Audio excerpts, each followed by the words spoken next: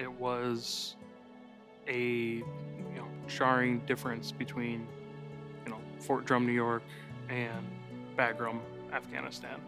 It was nice lush green area to desert and mountains. The safety of the United States was no longer there for us.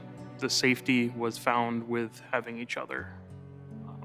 No matter what mission we would go on, you knew that somebody was behind you that you could trust. At the end of my enlistment, my unit was prepping for their second deployment back to Afghanistan. Right in that time frame, the military was starting to enact a program called stop loss, which it didn't matter if you were getting out, you were still the property of the military and they needed soldiers. I ended up missing being stop lost by days. So I was able to go home and begin my life outside of the military, where some of the guys that were still in only days later to be supposed to get out were now going to be stuck for an unknown amount of time. Having guys that did not come home on that second tour still, haunt me today. Still sit in my consciousness of having regret of me not being there. Burying it, hiding it was probably the easiest way for me to cope. My first year of school, I don't even think anybody even knew I was in the military. The first steps towards Wounded Warrior Project were the failed attempts at the VA. There are programs and people there to help, but I just didn't feel that the connection of how it could help me further than what it was already doing. I really struggled with how to take care of myself, and eventually finding the Wounded Warrior Project through a friend who was also a veteran opened my eyes to people that were also struggling with some of the same issues.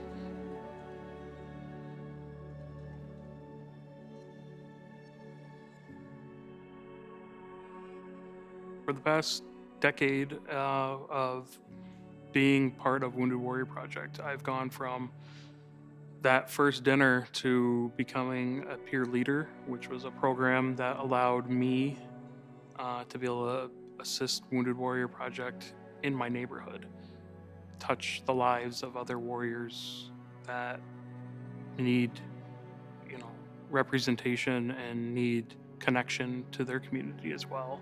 I am very lucky to have a family with a little 3-year-old daughter, and found out that one of my triggers that I didn't even know existed was crying babies.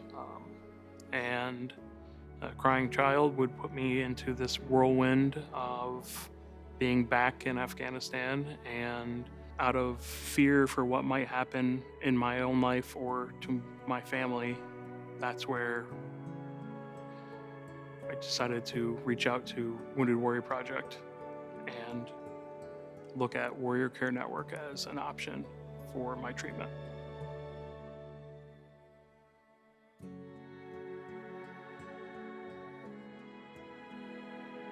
Two weeks, had very intense all-day therapy, which I was extremely reluctant to start, and hence the 10-year gap between having PTSD and seeking, the proper treatment. The experience at Warrior Care Network was very regimented, which was really nice. It's catered to what your needs are. It helps you at your own pace as well. It's not just checking the boxes. I found that I was able to relax and be part of the conversations that were happening. It was, again, by being around other veterans, other warriors that had gone through similar situations, it was easy to drop my guard on those.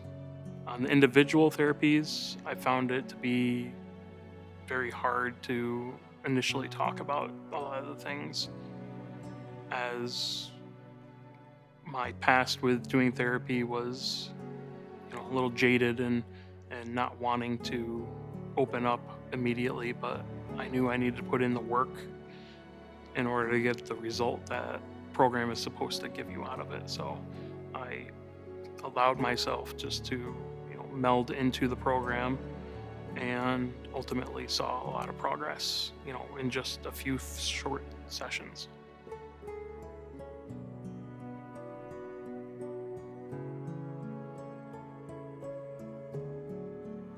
My coming home from Warrior Care Network was one of my fears as well too, leaving a very structured program and being separated from family, and then coming home and knowing that all the things that might be triggering were still there, but my wife and daughter were there for me. They were happy to see me after 2 weeks, and I was going to be going through that process, not alone again, but with their assistance. And my wife was extremely supportive of all the new tools that I had at my disposal to help with my triggers and emotions that I had been feeling for so long.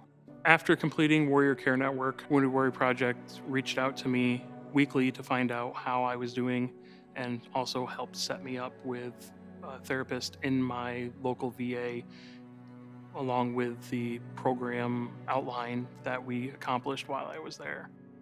This allowed them to pick up the pieces from where I was, so that I didn't have to repeat a lot of the things I once did. From there, they're able to take me through new therapies. It's giving you the tools to process what you need to do throughout the day, to have the capabilities to live your life as you once did before. It is that veteran community that is there at any point in time that you need it. So many of the staff members are prior military, and they're there for the warrior. The events, the programs that they have set up are all about getting engagement and getting people to realize that you're not alone. You're part of a bigger group that's out there for you.